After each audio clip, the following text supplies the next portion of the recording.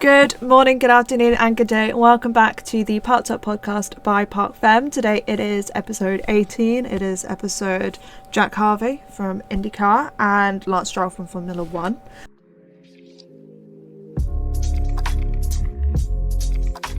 And we have a few little bits to get through today. We had Formula 1 and Formula 2 both at Baku. We had the World Endurance Championship head to Japan, and we also had the INDYCAR season finale. So there is lots to get through here. Obviously, in terms of F1 and F2, there were lots of change-ups for Baku.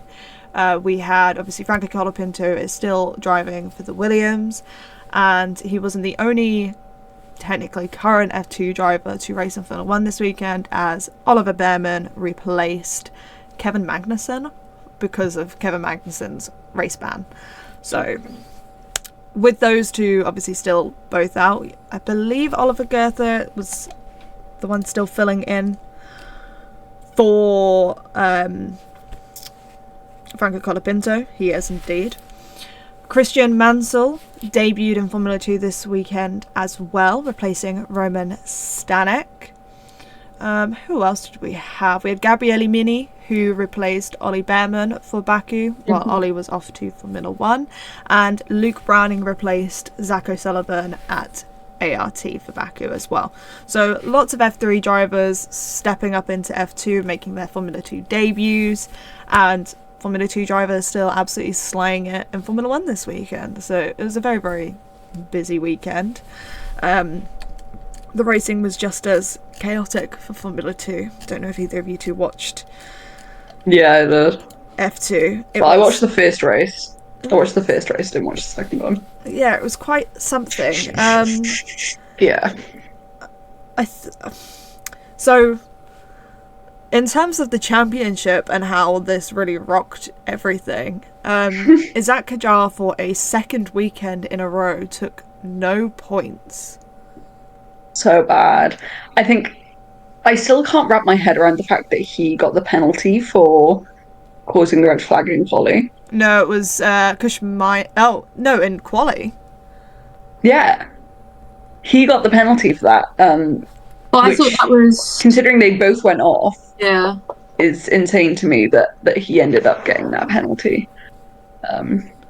Jesus. He went off first. Did he go off first? Yes, technically. But I feel like that's probably why. But they both went off at the same time, and then they both were saying that it was some sort of mechanical issue.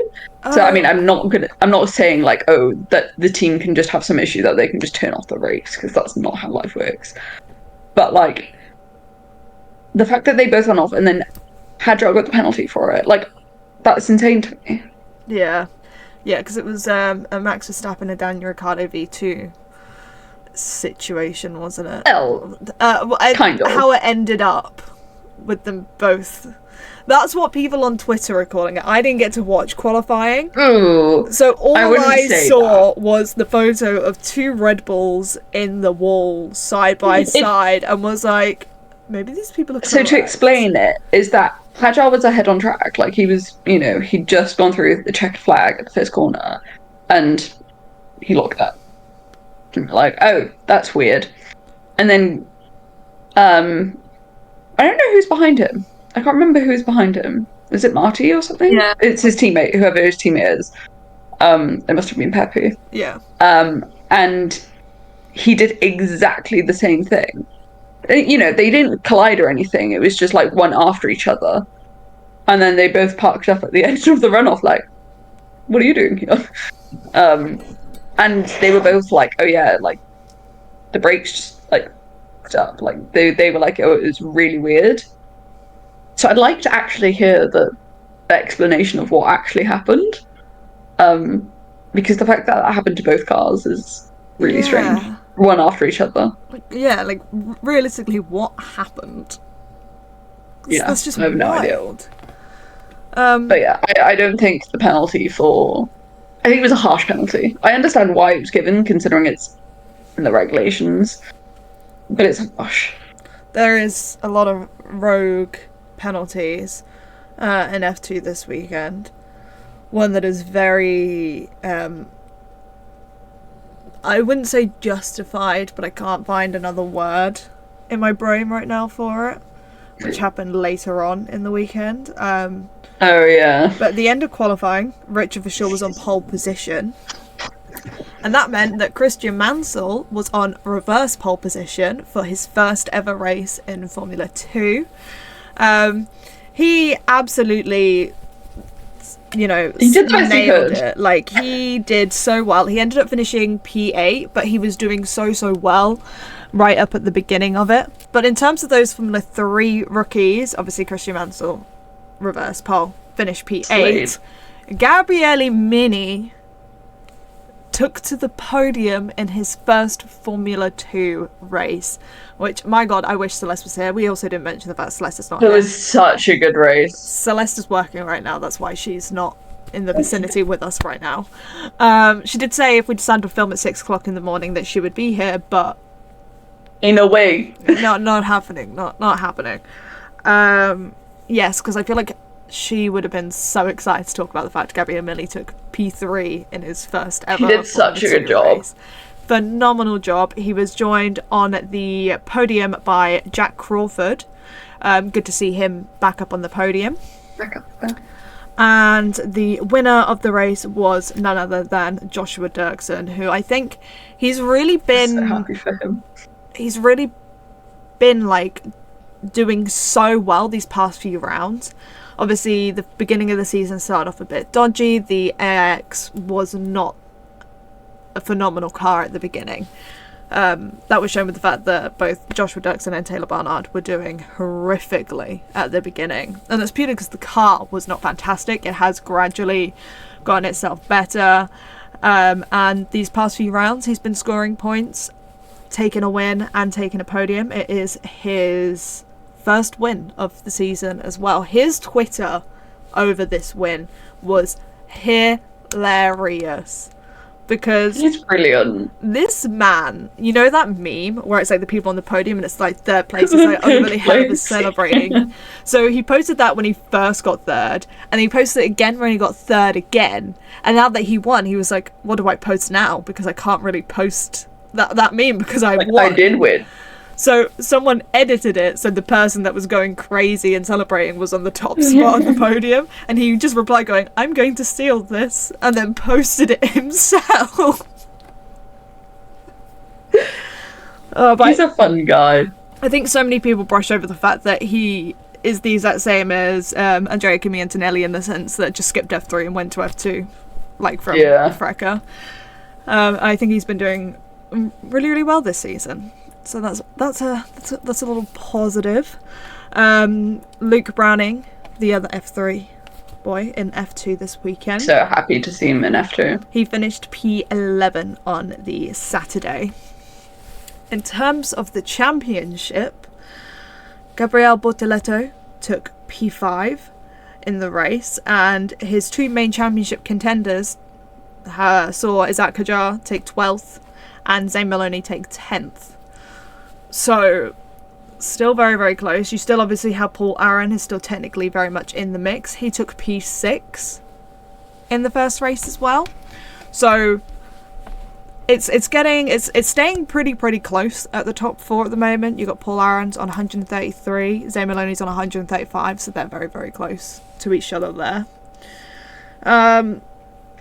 In regards to race 2, the feature race, don't know if you guys remember that start in the feature race. I didn't watch it, but like when I woke up and like saw the news, I was like, oh, yeah, because it's just like Alice was saying to me, she was like, if you're not up, I'm gonna ring and ring and ring, and I was like, you need to phone me so that I can be up because I need to watch. And then I text and I'm like, yep, I'm up, cool, I'm ready. Switch it on. Holy fucking shit. But my thing sort of like 5-10 seconds behind, so I'm seeing all these messages coming through going, oh my god, I hope everyone's okay, and I'm like, what? I'm like, the lights haven't even come on yet. What's going on? But it's you know, it's like a Jeddah situation that happened obviously with Enzo Fittipaldi a few years ago. I mean, I don't know what the exact reason was for Kishmani, who ended up getting the penalty. Alice clearly does. What is it? I'm curious, because you wouldn't usually see a penalty for someone who's just stalled on the grid. He took a disqualification for the race, and he also took a 10-second penalty, which is converted to a 5-place grid penalty for the next race that he races in.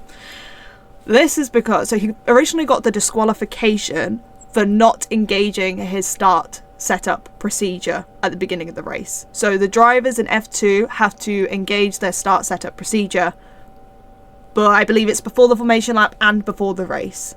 So this is like the safety stuff to stop the car from essentially stalling on the grid. He didn't engage it, so that's an automatic disqualification from the race because it's against the rules and regulations. And then he got the 10-second time penalty converted to a 5-place grid penalty for causing the red flag and causing the collision that involved 2 other drivers. And people are like, oh, but that's not fair because he stalled on the grid. What was he meant to do? If he'd have engaged the start setup procedure, his car wouldn't have stalled on the grid, and thus the collision wouldn't have occurred. I mean, obviously I didn't watch, so this is kind of a question / statement. Were they able to know that he had stalled? Because usually, if a car has stalled, they're able to put the yellow flag out straight away, because even if they can't see that he's stalled, they will look at the technical.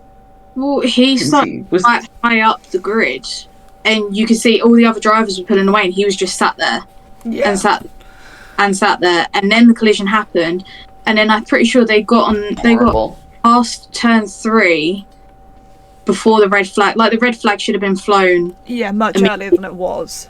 They got turn 3. I think something like that. It was ridiculously long amount of time before those red flags were flown.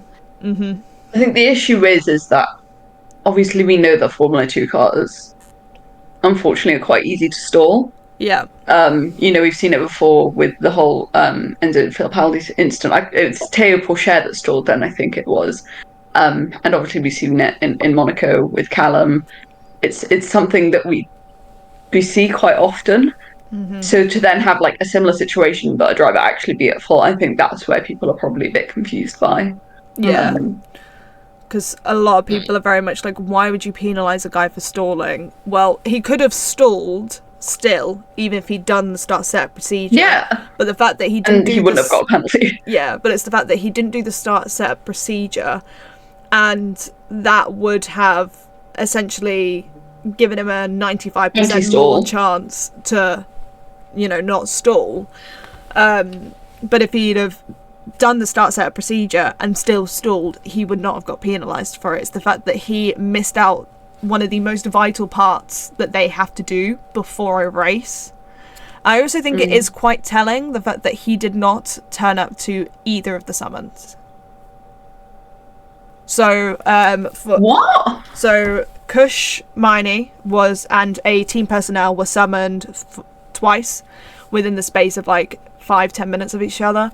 One for the non-engaging in the start set procedure and one for causing the collision, and it was only a member of the team that turned up for both. Kush was not in attendance for either of the summons. Was that due to like a medical check, or was he just not there? I assume it's not, because Formula 2 posted that they both the drivers were fine and out of their medical checks after. All it said in the summons was the driver did not attend this summon on both of them. That's poor. Especially like for such a huge incident, and to be honest, we're quite lucky that no one is injured, considering in the instance, similar before, when it was the Enzo Fittipaldi incident, he broke his foot. We've had similar obviously situations in Formula E where people have hit their backs and everything, and disappointing. Yeah, because obviously that took out it was definitely Pepe Marti and Oliver Goethe. The poor bloke is trying to make his mark in Formula 2, and out of the 4 races he's retired twice, and neither have been because of him doing anything. So summed up his luck though, to be honest. Yeah. seen a video, have you seen the video in the stands of the crash? He doesn't go anywhere, and then just before the crash, he like jolts forward. So he didn't. It's probably him realising time, but yeah, so like he didn't move, and then goes to go, and then stalls it. It's probably because he didn't have that procedure in place. Anti-stall would have never been. I mean, obviously I don't know the whole technical of this car, but I imagine that anti-stall probably couldn't have done anything because it wasn't. Yeah, they have to. I'm 99.9% sure that they have to do the start setup procedure, because that's what ignites the anti-stall and like the health and safety, stuff. In F1 cars it's automatic, but in F2 cars they have to do it, which is it's been a thing which has been talked about quite a bit, that needs to be changed about F2 cars, that these things should be automatic and should not be down to the driver to do them, especially considering they don't always work. Yeah, and the fact that we saw this weekend what happens when a driver doesn't engage in the start setup procedure. It's a lot of people though were like, oh, what the hell's a disqualification gonna do for him, because he's gonna go from last to last, but he wasn't actually last. It's just the points that he gets as well. He so in terms of like because he was the first to, he wasn't even the first to be classified as DNFing, even though he stalled and got mangled. Both of the other two retirements were classified to have retired before he did, so he obviously would have shot beneath them. Everyone was saying, oh my god, Neil's Coolin, wow, managing to get away and miss that collision. He didn't, because he went round and then retired in the pits after that, because he did a good job to keep away from it, but he didn't completely stay away from it as best he could. The debris from that can still be he was coming up where Pepe Marti then went off, so he managed to like swerve around and get out the way, but obviously there was still debris everywhere. But he retired as well. Rafael Villagomez retired. I cannot remember for the life of me how he retired. I didn't watch this one. Gabriele, but it's F2, I'm so not surprised. Yeah, Gabriele Mini retired as well. Cannot remember how he retired now. I've written up notes, but now I've just got to try and find where I've put my notes.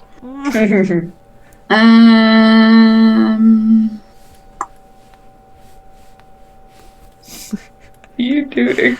Do you not like my flute playing? Strange. Gabriele Mini brought out the safety car for the last 2 minutes because he hit the wall at 10:15. Yeah, I was going to say.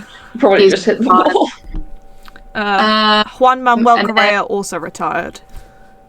Richard Verschoor actually won a Formula 2 race. I was watching the Formula 2 document, so nervous he was just going to get disqualified for some random reason, because if you don't know about Richard Verschoor, every time this man wins a race, he gets disqualified. The poor bloke keeps getting disqualified. And he finally won a race and didn't get disqualified for it. He has had 2 disqualifications this season so far. Like, this poor bloke sees disqualifications far too many times. He was joined on the podium by a Frenchman. I don't think I've ever heard of him before. Same from the reactions here. Martinez, maybe? Vector? Maybe it's Vector Martinez. He must be new. Victor Martins finished in P2, got his podium for the weekend, because in the sprint race he was actually on for a podium. So him and Gabriele Mini were basically approaching the finish line almost completely in line with each other, and it was Gabriele Mini that just pipped him. to the finish line. I think it was 0.020 or something like that between them in the end. But he finally got his podium on the Sunday in P2, and he was joined by future Formula 1 driver Andrea Kimianda nearly in P3. And Gabriele Bortoleto just missed out on a podium in P4. But with him finishing P4 and Isaac Kajar finishing P14 and out of the points, Gabriele Bortoleto now sits at 169.5 points to Isaac Kajar's 165 points. So we officially have a new championship leader once again in Formula 2. I think at the moment, Gabby, he deserves it, because if you can score no points 2 weeks in a row, I know it's not necessarily his fault or whatever, but I think you gotta make the best of a bad situation. And if you'd have told me during the Jeddah and Australia weeks that Gabriele Bortoleto would be leading the championship, I would have called your bluff, because that man was retiring after retirement after retirement. Yeah. And what goes around comes around. Yep, and it's been such a mix this season, because obviously Zane Maloney was having a very, very powerful beginning of the season, took 2 wins in the first round, took a further 2 podiums within the first 4 rounds of the weekend, before his kind of mixed bag came about, with him retiring at Monaco, retiring at Sebring, taking 2 non-point finishes as well, and then came back with 2 podiums, and then back with no points, and now he's kind of back on more points again, like a little point streak, and then obviously Baku he took no points, so it's been very up and down for him. Paul Aaron was obviously having a phenomenal beginning of the season up until Silverstone. He was consistently in the points or on the podium. At one point he was taking a podium every weekend, and then all of a sudden Silverstone happened, and since then it's been pretty rapidly going downhill. 3 retirements, 4 further no point finishes, and then back in Baku we're picking back up some points again. Isaac Kajar had a pretty rough beginning portion, he took his first race in Bahrain, but then had a couple retirements, non-point finishes, then he took a win in Australia, back to retirements, back to a win in Imola, and then consistent on the points up until Hungary, where things started to go downhill, and the only points he has taken since the feature race in Hungary was that 1 win in Spa.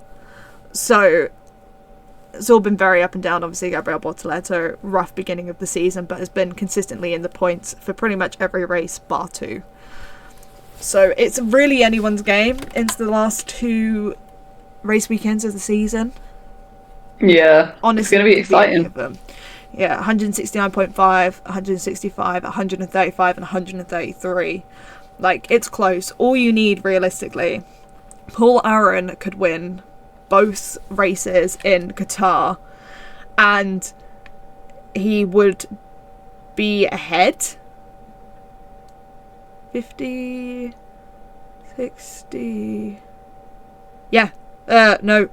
on par, 0.5 points behind Gabriele Bortoleto if he were to win both races in Qatar. Yeah. So it's still really anybody's game at this point in between the top 4. So it'll be interesting to see who wins. Gabriele Bortoleto could be our next Charles Leclerc and Oscar Piastri. Rookie win in F3 and then rookie win in F2. Would love that. I always love it when that happens. So I think that's how you can really tell, there's talent. Yeah.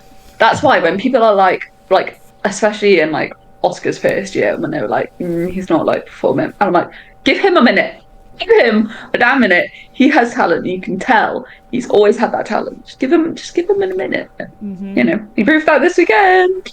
I have been talking to people, different people, about feeder series, because I was always a feeder series gal before I started working with feeder series anyway, and especially now working in feeder series, I consume a lot more feeder series than I did before, and before I even consumed a lot, so But when you consume more than just Formula 2 and Formula 3, you realise how poor F2 and F3 are in regards to, like, championships in the car itself.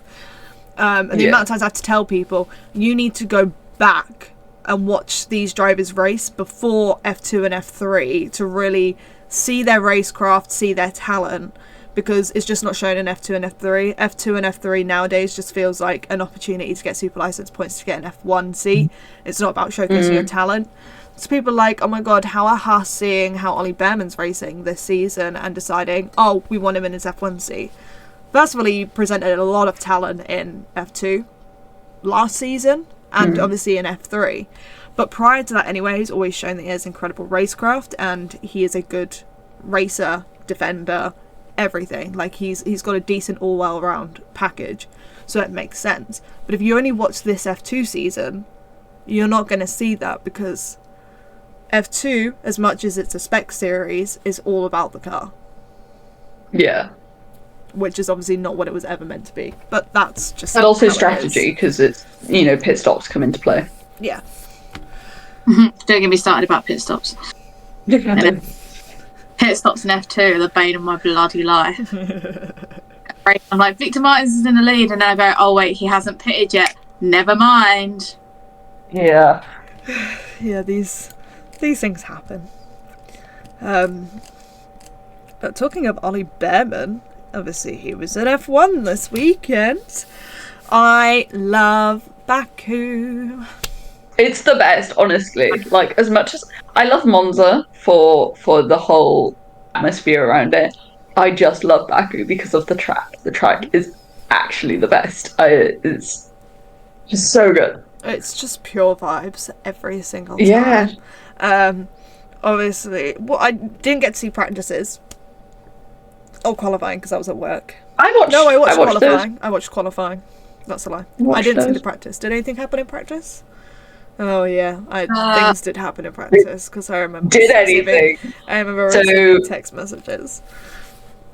So Franco did crash throughout qualifying once. I think that only happened. It wasn't the best thing. It was a lot of damage on the front and on the back, because basically he went in back first and then swung around on the front. Ollie crashed FP3. weirdly in the first corner in FP3. He went in a bit too hot, decided to take avoiding action, and then still clipped the front left tyre on the wall in the runoff, which is a bit of a shame. But, you know, he got out in quali. He was great. I think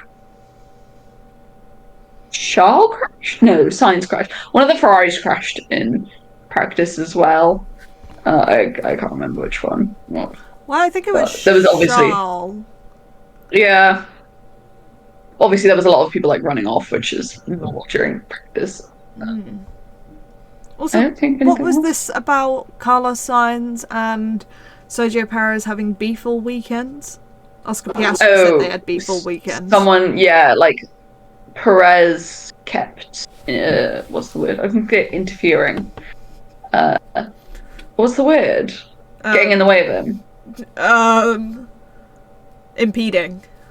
Yes, impeding Sainz and the other way around. They just kept getting in each other's way, which wasn't very safe. Oh. And then obviously qualifying happened. First shocker for qualifying was obviously Lando Norris went out in Q1. Yeah. That was... Considering all the talk that weekend was about the team rules or whatever it is, like papaya rules, almost like favoritism. So considering that was the big talk of the weekend, and he didn't even make it through quality, that wasn't great for him. Yeah, it was a really weird one. Yeah, it was a dodgy thing because Ocon clipped the wall and then obviously slowed down, so they waved a yellow flag, which if there was debris and that, or if he'd have stopped, yeah, fair enough, yellow flag, but he carried on, he just slowed down, which technically is the white flag, which they did put out as well, I think, because the marshal was waving a white flag. but it came up on his computer screen. It was a yellow flag, so he lifted off, and that little minute thing meant that he technically basically aborted the lap, and that was it. He was not a happy bunny. I was very, don't blame him, very especially because Ocon was not happy. technically slowing as well, apparently, to let him by. Yeah. Yeah, it was like a mix of things, I think. I know a lot of people were saying that it was a very sarcastic apology by From who? or something. I saw Will. Yeah, I saw tweets and it was like, wasn't. Will, like, sarcastic in his apology. Like, He definitely wasn't. They just don't get British people. Yeah. Literally just said, sorry, Lando. yeah. That was it. Obviously, it plays into the whole, feuding at McLaren. Yeah. You know how it's like fans are kind of turning into Netflix trying to make drama that isn't there. Well, Drive to Survive have been there this weekend. I will, in fact, be watching Drive to Survive next season. I haven't watched Drive to Survive in about 3-4 seasons, maybe, but I will be watching it next season. Why? Why? I didn't watch it. The first one I didn't watch was the one of the 2021 seasons, the one that came out in 2022. Understandable. For obvious reasons. But I haven't watched it since then either. So I don't plan on watching it. I plan on watching it for this weekend because Netflix were with Huss this weekend. Ollie Behrman episode. And Yeah, man in the seat for the rest of the season. Netflix were also with Williams when Franco Colapinto was announced. So I just want to see these moments. And also, there's been like a lot of chaos and everything that's been happening anyway this season, that there's not going to be as much staged drama because there's already too much drama from this season for them to like stage too much. Like if you stage too much of it, like... Did you see? I know it was post-race, and I know this technically has nothing to do with what we're on about, but we're technically on about drama. So, obviously the issue with, which we will get onto, drivers not slowing under the virtual safety car after the race, ended. I know where this is going. And what I saw, or what I saw people saw, I haven't looked at it myself, is people being like, oh, Max went to wave at Lando, and Lando just snitched on it. Yeah, no, literally. So the virtual safety car was on. Bear in mind, race was finished. Yeah, Lando, but I get it. Yeah, Max had driven past to like wave at Lando to be like, good job, and then had gone round to go say to George, like, congratulations, well done, like, good job on the podium, right? And Max is driving by to like wave to Lando to be like, congrats, well done, you know, good job. And Lando's like, he's overtaking me under virtual safety car, he's overtaking me under virtual safety car. And it's like, he's trying to be nice. He's trying to be nice. But I think that's the thing is, like, when you're in that fight, like how we know that Seb and Lewis are friends, but when they're having a championship fight, like, they're not going to be friendly.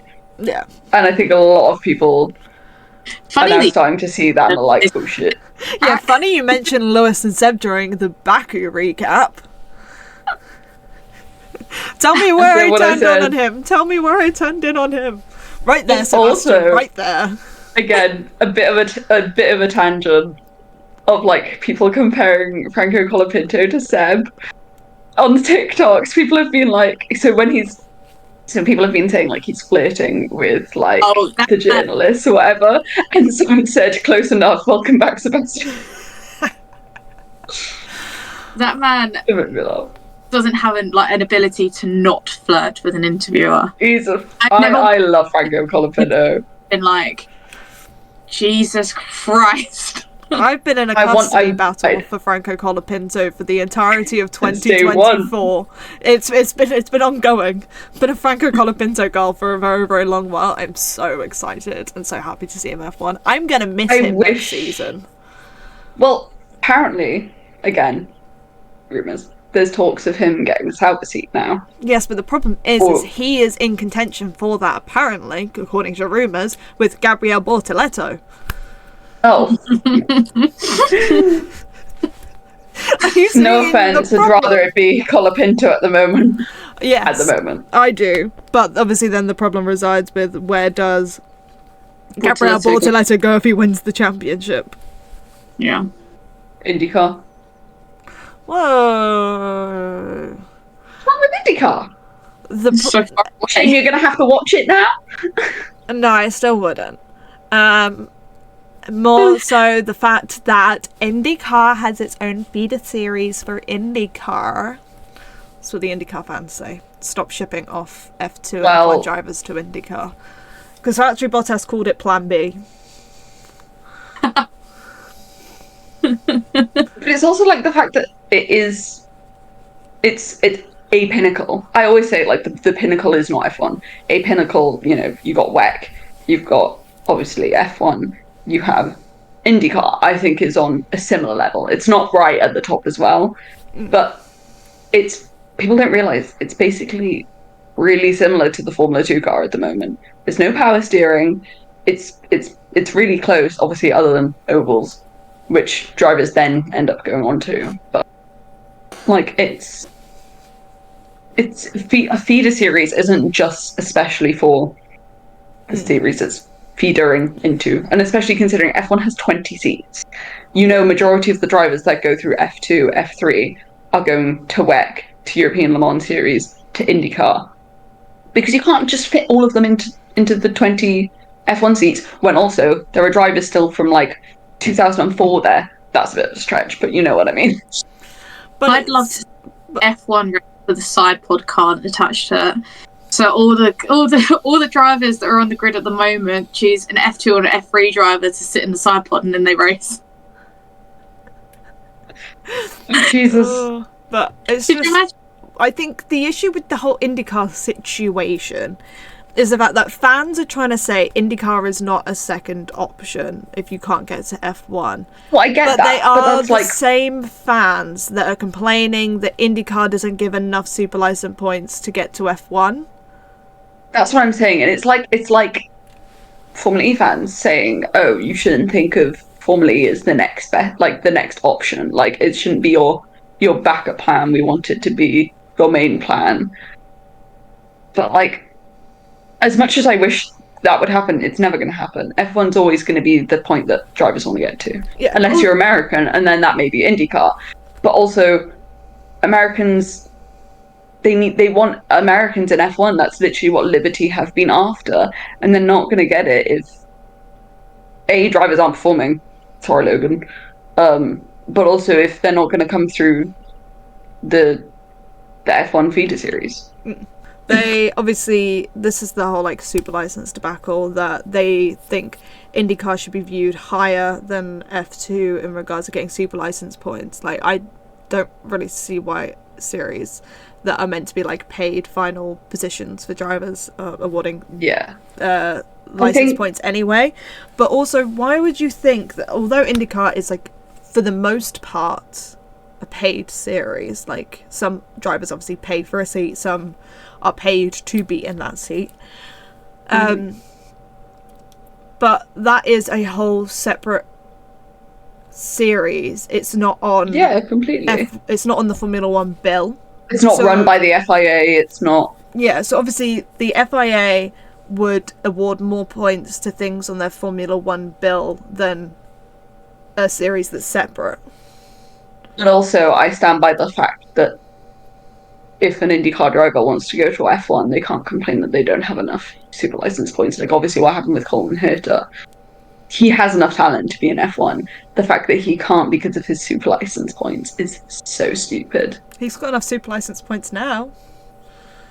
But it's just like, it honestly, like, it does my head in, because I think, not like the super license points system is broken, because it's not. It's a really decent way of doing it. But I think they need to be a bit more open-minded with things like INDYCAR or even WEC if people want to go from WEC to F1. I know they're very different, but just on the same sort of skill level. They need to be more open. If someone from INDYCAR wants to go to F1, then, you know, there's a reason that Alex Palou, you know, 3-time now INDYCAR champion, when they're on about, oh, you don't want people going through F2 and F3 to INDYCAR. Well, he did. He was in European Formula 3. He was in, I don't know whether he ended up going to GP3, but he was in European Formula 3. He did that. So you just want talent. You don't really care. If they don't have the foundation to get like homegrown athlete, like drivers into like INDYCAR and that lot, then if you complain about it, okay, then we'll stop like the F2 and F3 drivers will stop going over there, and then you'll get to a point where in a couple of years' time you'll have like 5 drivers left on the grid. And I think also it's just like some drivers come to Europe just for a breath of fresh air. Like we've had them in GB4, like Max Taylor and Nikita Johnson, and they've been amazing. And they're like, oh, we are actually learning a lot because there's some things that we're doing here that we don't do there. In Europe, okay, I'm going to say in Europe especially, I know there's history in America and a lot, but mainly in Europe, the infrastructure for racing and for learning racing craft is so big. So why would not come over to Europe, to the heart of it? It's like Aussies and stuff coming over to Europe. Yeah. They literally move their whole lives, and like when they're teenagers, just to come racing. Yeah. It's just one of those things. Interesting. Sorry. With tangent. We haven't even got on to. We've done one series. No, we were in the midst of F1, Formula 1. Charles Leclerc took pole position for a 4th year running. That's how we got here, was we were talking about F1. But yes, Charles Leclerc, 4th pole position in a row at Baku. He is yet to be able to translate the pole to a win at Baku, and that did not change. However, he was in a pretty decent fighting position this entire weekend for it. Yes, Lando Norris out of qualifying. Franco Colapinto made it to Q3. Because that's the whole drama, was one of the Williams in Q3. They caused drama. Oh, yes. That's this weekend. Yeah, so Franco Colapinto made it to Q3 and broke Alex Albon's out qualifying his teammate streak. Oh, that was not what we were on about, but... No, that's fine. Because I was like, Albon didn't break his car, but... No, Alex Albon was on a qualifying streak where he out-qualified his teammate. It was like 30-something to none. Yeah. And Franco Colapinto out-qualified his teammate, and now that streak is gone. Not anything of Alex Albon's fault. Mechanic. What was it that was left on it? So it's the fan. It was the airbox fan. Ah. Which has dry ice in it, which he ended up driving around it with. But what it was the mechanic in the box was trying to take it out, but the one that obviously tells them to go was waving, hadn't even looked to see whether the car was actually ready. He hadn't moved out of the way of the car in time. So one, he hadn't taken it off the top of the car, and 2, he was almost mowed down by the Williams car. He managed to bring his leg out of the way in time, otherwise that leg would have snapped in half, easy peasy. So Alex pulled out of the pit lane and then pulled over straight away, because obviously the team were like, what the fuck? But the marshals couldn't help him take it off, otherwise it would be outside assistance, and then he would be able to complete the session. So he's like, arms up, I can't put my arms up, otherwise this jump will right. He's literally is like up, trying to pull it off, pulls it off, and then he's holding it to the side as if to say like, help, but they still obviously can't take it, so he has to throw it in the end, leaves a clump of dry ice on his shoulder, and then misses the cut off for the checkered flag by something like, I think it was like 2 or 3 seconds. Yeah, because the amount of people that were like, oh my god, that marshal's useless, why is that marshal not helping, first of all, the marshal, 1, can't help until the FIA grants permission. So if the FIA does not grant permission for the marshal to enter the track to remove this thing, they cannot. But 2, obviously, like you said, it's outside assistance that would disqualify him from the entire qualifying session. So it's a sticky situation, but so they're just doing their jobs, quite frankly. Yeah. But although unfortunate Saturday qualifying, well, not unfortunate, because for Williams, they had both their drivers make it through to Q3. They were able to translate that on Sunday. Before we get to the final points positions, obviously Charles Leclerc on pole position. Charles Leclerc held his lead throughout Sunday for quite a while, was battling against Oscar Piastri for the majority of it, and I love Charles Leclerc and I would have loved for him to win this race, but Oscar's move on Charles Leclerc was just beautiful. It was just the most gorgeous overtake ever. It was just done so perfectly, and was a great showing of exactly why he deserves to be in Formula One. Completely. It makes him look like he's been doing Formula One for like at least 5 years, which he hasn't been. And he looks like such an experienced driver. Yeah. It's been great. It's so great to be able to watch him do what he can do at the top level. Race. It was a very chaotic race, but it also got to a point where it was quite like boring after a while. After the kind of Charles Oscar gap grew a bit, there wasn't all that much happening. Yeah. Everyone was pitting at different times, different strategies, and then we were back to Charles Leclerc trying to overtake Oscar Piastri for about 30 laps. They've all bunched up quite a lot though during that fight, at least. Yeah, because then obviously Charles had Perez on his back. Also a special mention for Alex Albon for like the defense that he put on throughout that race was like insane. Mm-hmm. He did a phenomenal job. Both the Williams just did fantastic jobs this weekend, and honestly beautiful masterclass there from Williams. But yeah, Oscar ahead, Charles trying to catch Oscar, Perez trying to catch Charles in a very, very long DRS train.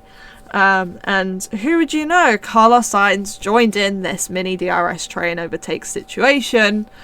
I wonder what happens here. And then all of a sudden, Carlos Sainz and Sergio Perez are in the wall. And George Russell once again inherits a podium just by being in the right place at the right time. Well done, George Russell. I just I was watching it with a few of my friends, and just the minute, well, right before it, my friend was like, next thing we know, Perez is going to crash into someone because he doesn't actually end up getting the place. And then next thing we know, we're all like jumping up screaming because they just had such a huge crash. It's just not ideal. It was just, who do you think was in the wrong? Like, who do you think caused it?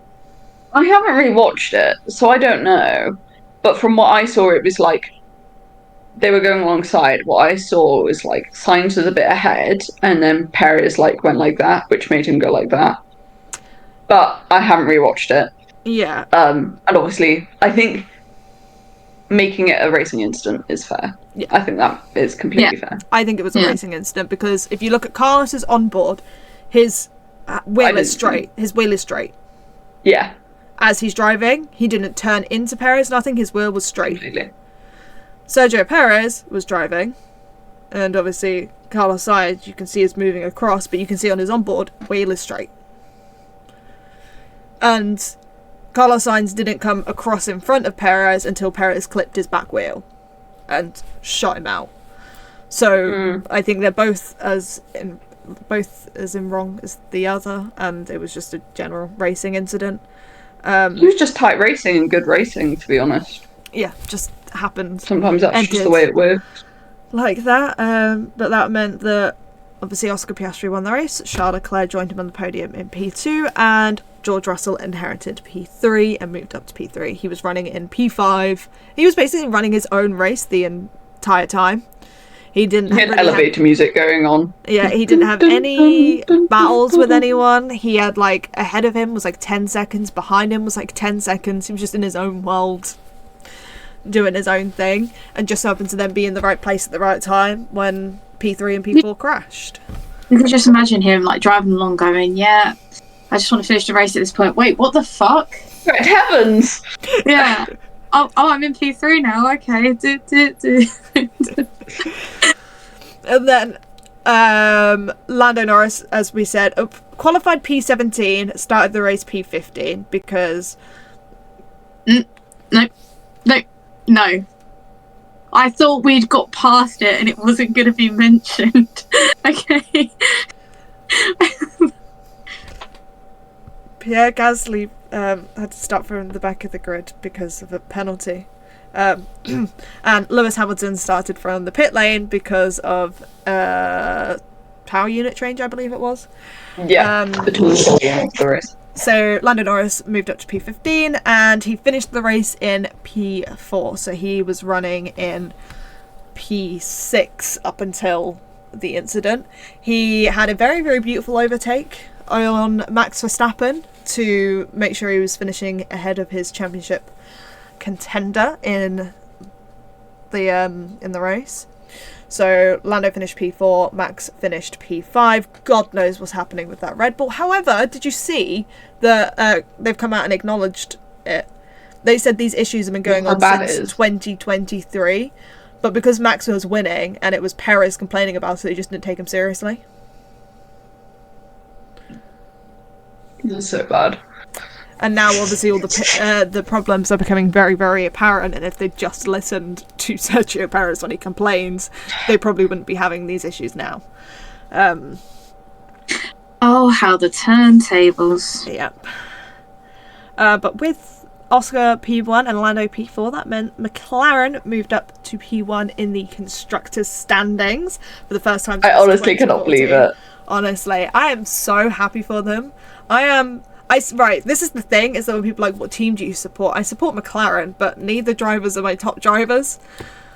But my number one and my number two drivers are with Mercedes, but like I've rooted for McLaren for a while. Like I root for McLaren as the team, not the drivers. Does that make sense? Yeah. It's just... I think, like, I said to my friends, it's like, can we go back to like a few years ago when they were just celebrating the fact that they got P3 in the team's championship in 2020. Like that was like, I remember that and everyone being so happy and celebrating that. I need them to kick one of the two drivers out of the team and put Stoffel Van Dorn in there for repayment for everything Stoffel Van Dorn had to go through because of the McLaren. Okay?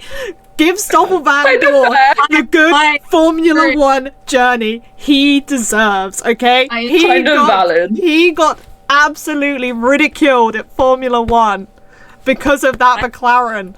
The McLaren's good now. Let the man race in it. Get rid of both of them. I know. Sack them both. Stoffel Van Dorn only in the car. So we should probably mention Newey. Yeah. Oh yeah, that biggest thing that's happened in years in Formula 1, other than Lewis Hamilton going to Ferrari. Yeah, there's been a lot that's happened this year. Yeah, and there's like so many rookies obviously coming in. Like, just this year's been wild. Silly season is really silly seasoning. Season silly. Adrian Newey, go for it. That's huge. So Adrian Newey is going to Aston Martin. I mean, we've kind of known about this for a while. It's kind of been general knowledge, but at the same time it hasn't. Jeremy Clarkson was actually the one that spoilt it in June, July, when he said to Judge Media, "Oh, I know that he's searching for houses in Oxfordshire, not Maranello." Which, of course, the ex-journalist has to spoil it a little bit. But yeah, so that's huge. He's on. It's like he's on millions basically. I don't know the exact amount. This is disgusting. But it's huge. Mm-hmm. Yeah, it's a disgusting amount.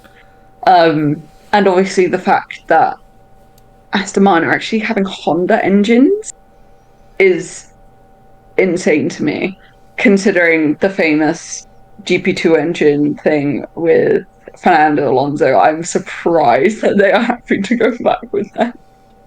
So we're going to see that Newey Honda partnership back again, which is obviously the championship winning now officially, I'm guessing. But yeah, so that's a really interesting thing, because obviously we know that Newey's kind of on, like, he's not on gardening leave because he's still in the team, I think. Yeah. Obviously he's not, he's in the same position as like Lewis is with Mercedes. He's not going to know anything about the new car because he can take that to the new team. And I don't know whether it's like actually making that difference, but I feel like it's interesting because I feel like we're already seeing 100%. the decline of Red Bull because he's leaving.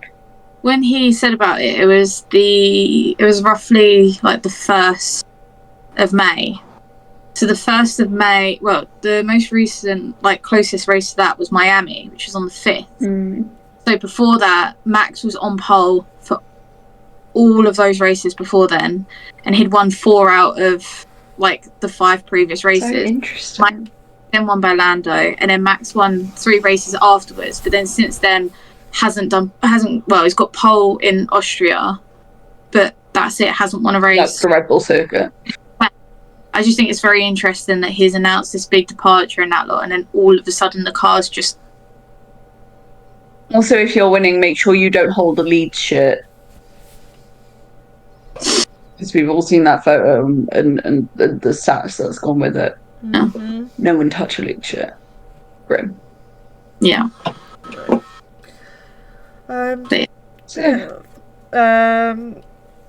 End of the weekend, Fernando Alonso finished P6. He was back in the mix. Lewis Hamilton got from the pit lane up to P9. Alex Albon finished P7 in the end, and Franco Colapinto finished P8. Double Williams points, you love to see it. Williams' best points haul in well over a year. 2 years. So good 3 to see. years probably. Quite a long time. Franco Colapinto is now on 4 points. Ollie Behrman finished P10, which takes his F1 total up to 7 points for this season. So he is now officially ahead of Kevin Magnussen and Esteban Ocon. And there goes the conversation of, is it time for Haas to drop one of their drivers halfway through the season for Behrman?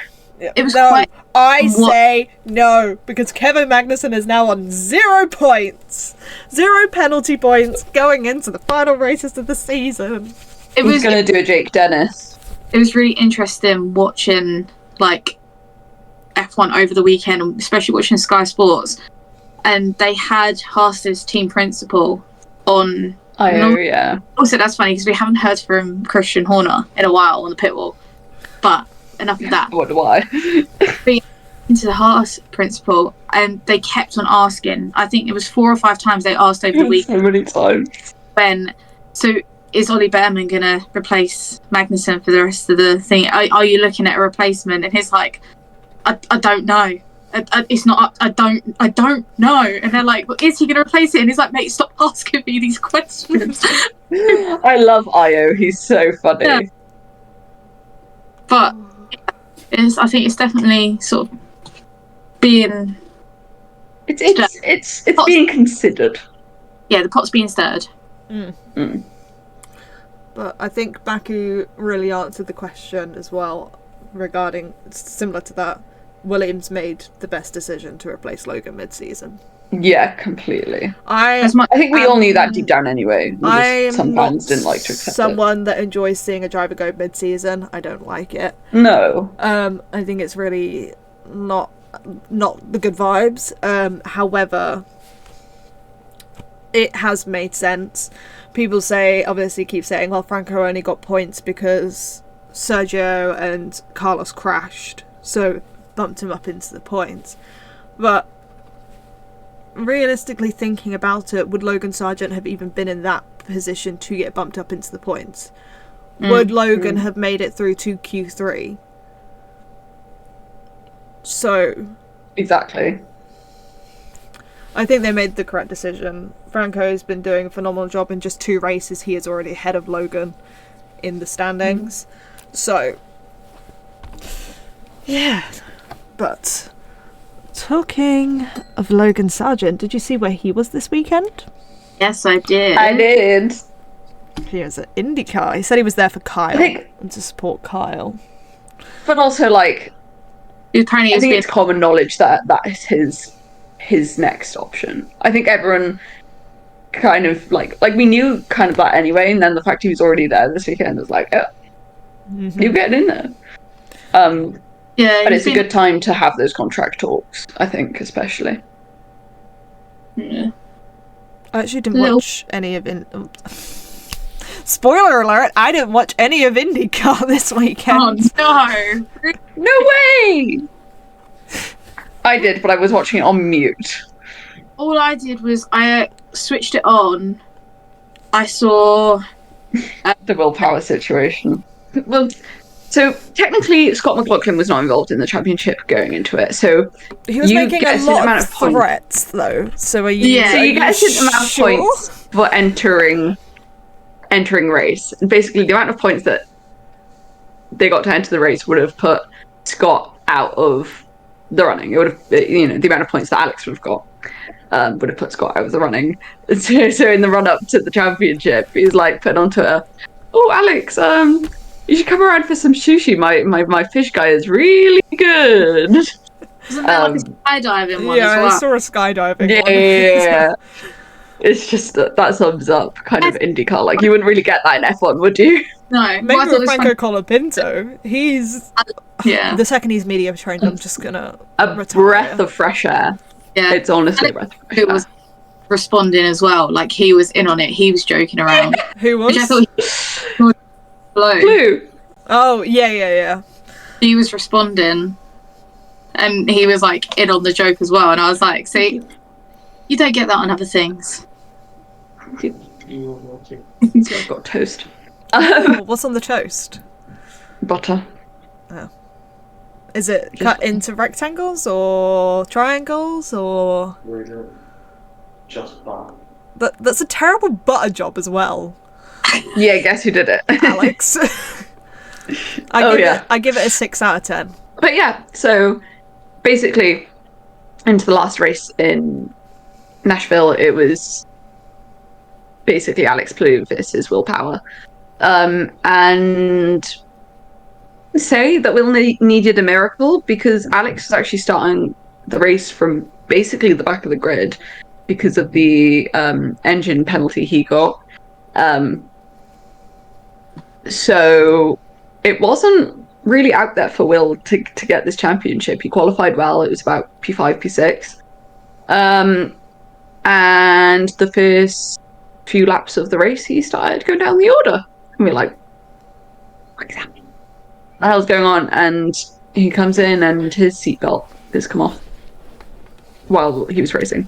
And which at ovals is a really bad idea, especially considering like the momentum and everything. And it's easy to have huge crashes there. So yeah, he had to come in. Ended up 5 laps down because his seatbelt wouldn't go on, and that's inevitably how he ended up losing the championship, which is horrible. That's insane. That's probably the worst way you could lose a championship. Well, second worst. I feel awful for him. I honestly feel awful for him. Yeah, that's so not deserved, and he's, he's had a tough few years. So when he won it, I think it was in Iowa when he won, he was talking about the fact that his wife got ill, and he had to withdraw from the race weekend because of his wife being ill from one of them. I think it was either last year or earlier this year, and he said like he didn't think that, he's just glad that he's able to still race and his wife's healthy and he got his family around him. So yeah, not great. Not very slight at all. Did Colton Herta win? Did I hear that correctly? Yes, he did. Did very happy for Colton. Pato Award come second? I have no idea. I can't really remember, but I'm going with yes. I'll look at the results now. I'm going with yes. Dun, dun, dun, dun, dun, dun, dun, dun, dun. Yes, so Colton P1, Patrick P2, Joseph P3. Nice. Were you speaking? Me? Yeah. Wait, we both me? Yes. Yeah. There was no sound. There was just mouth Oh. movement. Oh, I was just saying McLaren do choose some of their drivers quite well. Like Pato O'Ward is a breath of fresh air to the McLaren. Yes. His- Oh, Pato's just great. We do have to deal with the McLaren divorce, though, now that the season's over. Yeah. Happy birthday, Esteban Ocon. Happy birthday, Esteban Ocon! Birthday Esteban Ocon. 50% good news for Naomi and 50% bad news for Naomi. The World Endurance Championship returned this weekend for the 6 hours Eat my of toast in Fuji silence. in Japan. I'd wait until we've gotten past qualifying first. Oh, or not. Gorgeous. 6 hours of Fuji. Did not watch the race. I'd like to point out it started at 3 o'clock in the morning. Love you, WEC. Not waking up. Thankfully, we have the wonderful Ewan Wayne as a part of the WEC community who lets us know all of the things that occurred that are notable during the weekend. So, but qualifying with WEC leading up until this race weekend, we've had 6 different winners in 6 different races. So when Cadillac put it on pole position, Alex Lynn drove the Cadillac to pole position. I'm so happy. I'm so sad. It was like, wow, are we actually going to get a 7th new winner in 7 races? Behind him was the number 8 Toyota, and in third was the 15 BMW. So BMW, the past 2 races have come back out of nowhere. So it's good to see them actually doing well. The number 7 Toyota was P4, and the number 6 Porsche was P5. Behind them, in number 6, in P6 even, was the number 35 Alpine, and then the first Ferrari wasn't about until P7, and that was the number 50. The number 51 Ferrari was nowhere in sight in the top 10 for qualifying. So it was going to be a chaotic one. Also going into the weekend, the Hertz Jota just had to essentially win the World Cup race, because if you don't know, with WEC you have the Manufacturers Championship, you have the Drivers Championship, you have the Teams Championship for LMGT3, and you also have the World Cup, which are all of the cars from the hypercar category that are not manufacturers and they are teams. And the number 12 Hertz Team Jota were leading that championship by quite a large margin going into the weekend, so all they had to do was win the World Cup section to essentially win that. And they needed the number 83, which is the AF Corsa, to finish 3rd or lower. There was also the championship battle in the LMGT3s, where the number 92 Manthe Porsche just essentially needed to win with the number 91 to finish 4th or lower.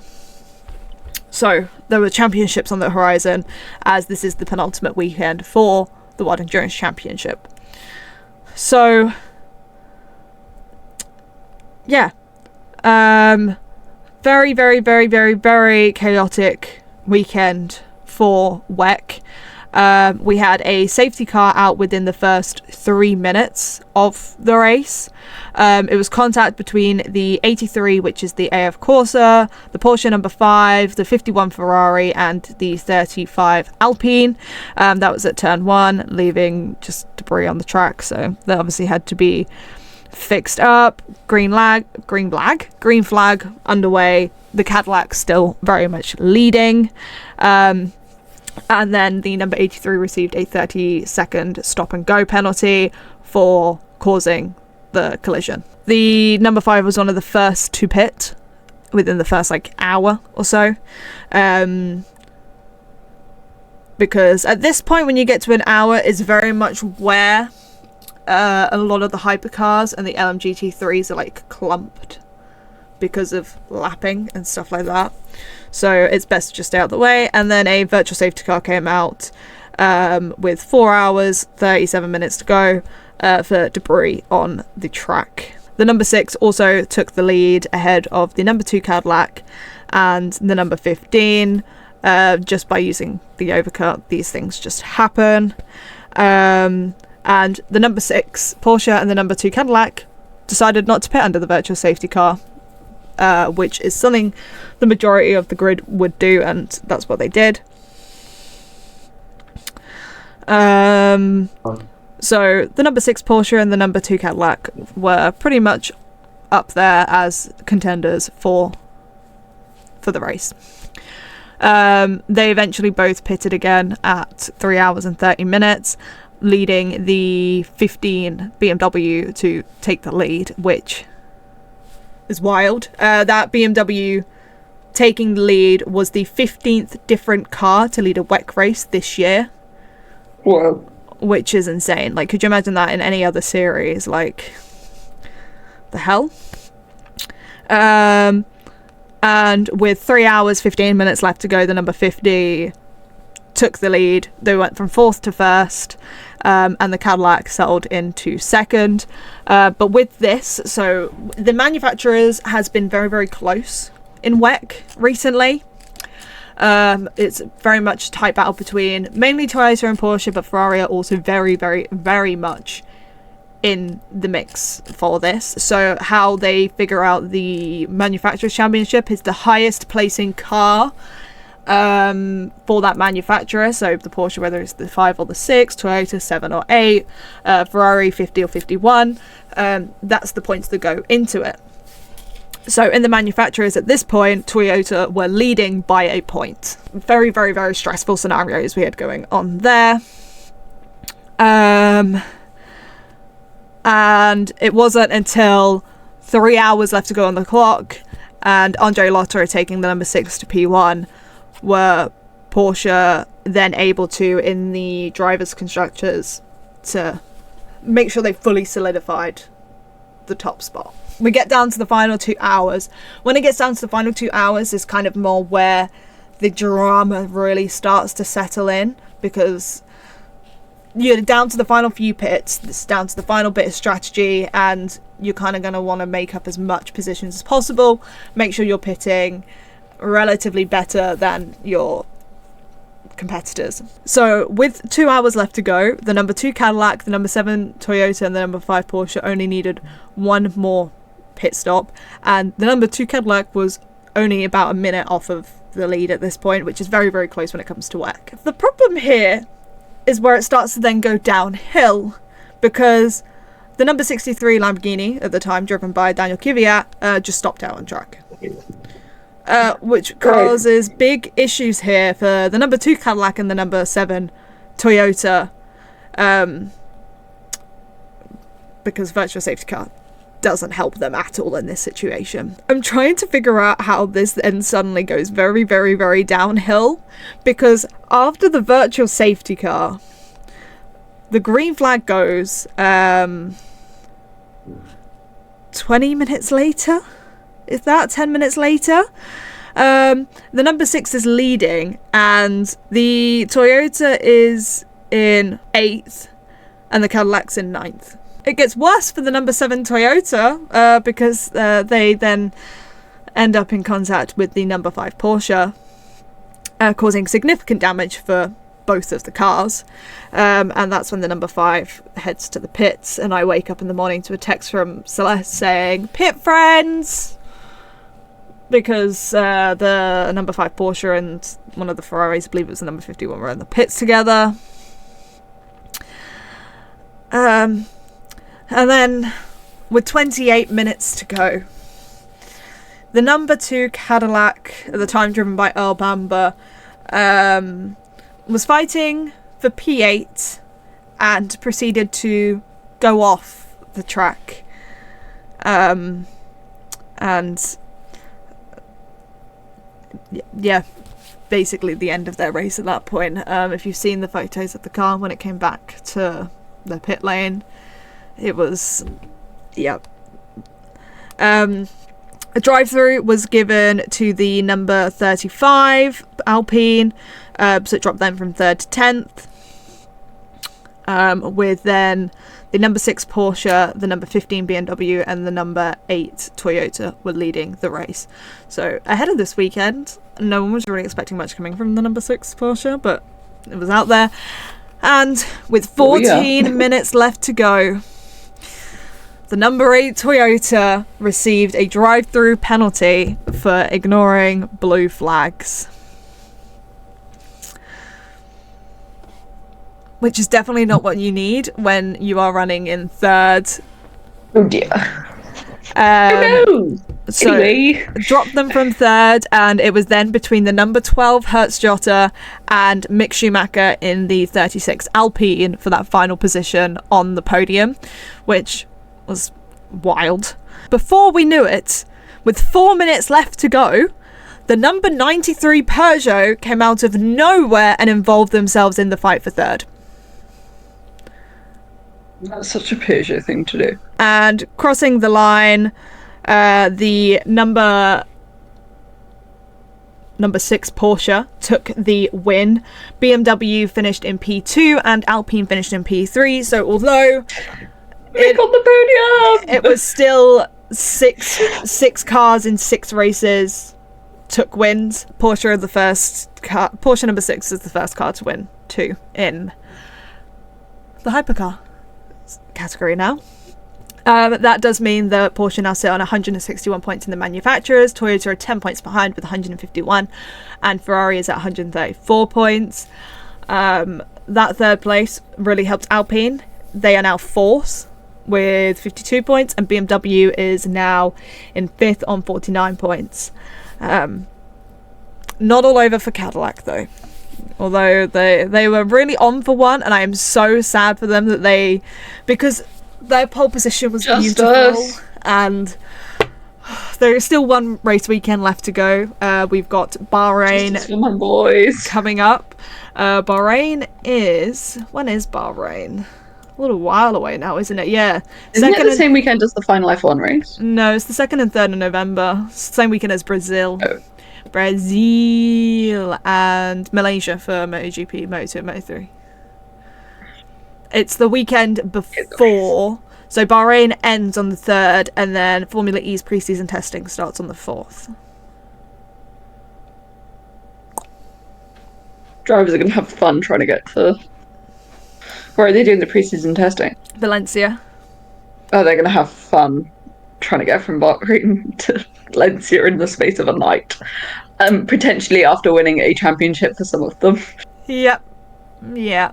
Well, Hertz took the hypercar trophy this weekend, the number 12. They are on 165 points. They have won 4 out of the 7 races in the hypercar World Cup. They've taken a P3, a non-classified, and a P4. AF Corsa took 2 wins, 2 seconds, a 3rd, a retirement, and a 4th. And Proton have taken a very consecutive streak of 3rd places. But on 165 points to 122, the number 12 took the championship for that. So it's very much between Porsche, Toyota, and Ferrari for the manufacturers. Pretty sure we've practically finished with all the racing for this weekend. Singapore for Formula 1 this weekend, and F1 Academy returns for, is it there? Yeah, it's their With Ella Lloyd in the car! No, they got 2 more after that. Yes, Ella Lloyd, the wild card. So the wild card's meant to be a driver from that nationality, country, whatnot. Shut up, you know where she is from. She is Welsh and very proud to support her. Yes, but no, I mean, the wild card is meant to be someone from that country. However, there is a little bit in there that essentially says that if there is no driver from that country or nationality to go into the sea, they will bring in somebody else. Ella Lloyd is there because... Which makes sense. F1 Academy don't race in Wales, so... But I am very excited to see how she does. Me too. Always love to see how she's been the doing wildcards great do. I think she's in... No, I was going to say British F4, but I don't think I'm right there. She's also a show jumper for horses and the Welsh skiing champion. Oh, slay. Don't know where she's going to ski in Wales, but I'll give it to her. Well, she won the championship in Chambéry, Switzerland. But yes, so F1 Academy is returning. Formula One is back before they take a 3-week break before Texas. F2 now have a really, really long break until the end of November, beginning of December, where they will return for Qatar with F1 Academy and Formula One, and then all 3 championships season finale ends the 7th, 8th of December. So a big, big break for F2. Niels Coulin will not be returning in F2 for those final 2 rounds. Surprise! I wonder who AIX will get in instead. We also have MotoGP, Moto2 and Moto3 at Misano for this weekend. And British Touring Cars is at Silverstone. Boom! So, lots happening this weekend. I'm one more weekend closer to getting my tattoo. Oh.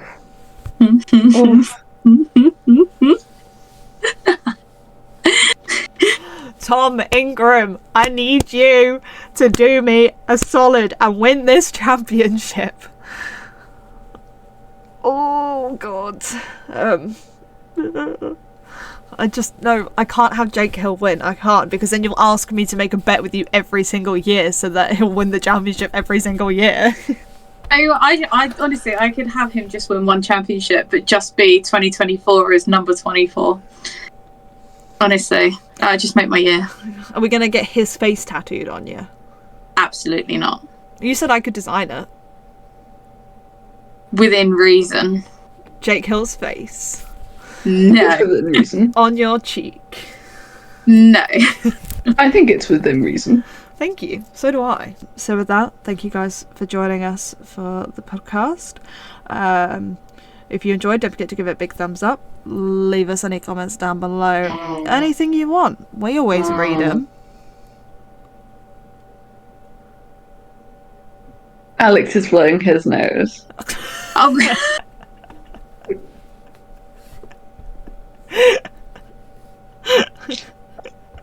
Oh my god. Don't forget to subscribe to the channel so you don't miss any of our videos. You can turn the notification bell on so you get notified every single time.